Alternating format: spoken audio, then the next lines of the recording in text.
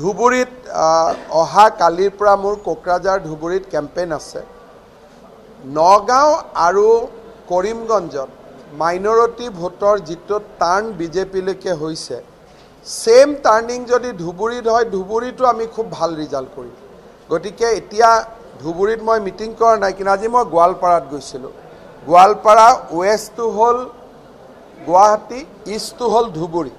ৱেষ্টৰ মিটিঙত ইমান সংখ্যালঘু মানুহ আহিছে, ভাবিব নোৱাৰা। গতিকে জাগৰণ এটাটো সকলো জেগাতে আছে।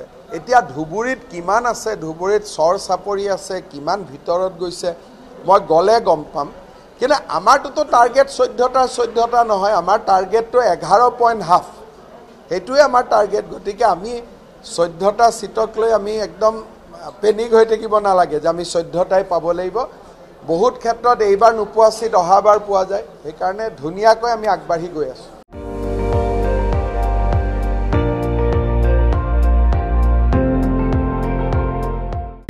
আপুনি চাই আছে ND24, সৰ্বশ্ৰেষ্ঠ নহয়, সৰ্বোত্তমৰ দৌৰত।